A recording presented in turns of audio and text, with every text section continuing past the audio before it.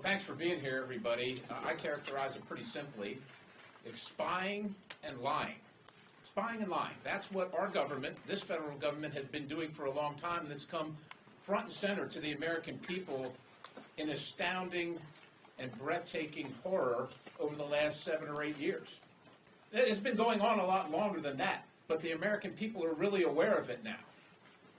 And many of us, probably all of us, and all of my colleagues on at least my side of the aisle, our side of the aisle, when they ran, said to their constituents or their hopeful constituents, if you elect us, we're going to stop this. We're going to end this. We're going to stick up for your constitutional rights. Ladies and gentlemen, there's just a few things that we have to do when we take the oath.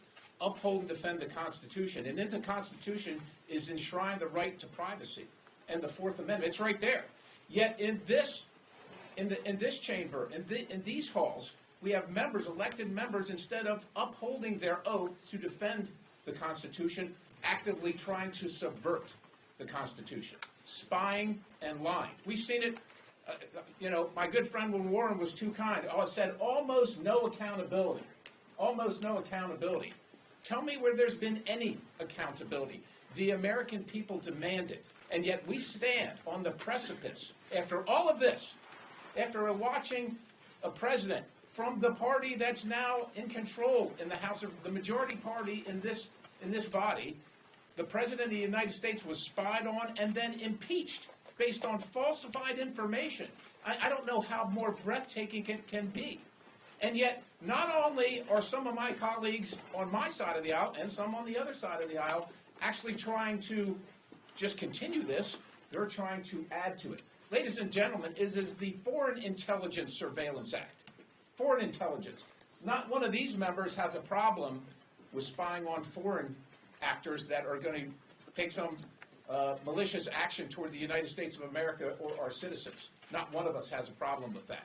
But when it comes to the rights of American citizens, of Americans, we have a huge problem with that. And if they can't abide getting a warrant and probable cause to go after American citizens, quite honestly, they shouldn't be serving in this body at all. And I will tell you this from my standpoint, unless there's significant reform, and I mean significant reform, real reform, not just changing the chairs, the deck chairs on the sinking ship, significant reforms protecting Americans' rights, then you can count on me for a no vote. And let me just close with this. You're going to hear all kinds of stories. Well, the border's wide open. Aren't you concerned about the millions of people coming into the country, of which there are probably terrorists and gangs and so on and so forth, that this might help us catch? Once again, the government has created the problem. The American people aren't the ones to be punished for the solution. We can fix that problem too. We can fix that problem too without taking away American citizens' rights. It is our number one duty. It is our number one duty to stand in support of the Constitution and the rights of every American citizen that are enshrined in that document. I yield the balance to Representative Burchett, my good friend from Tennessee.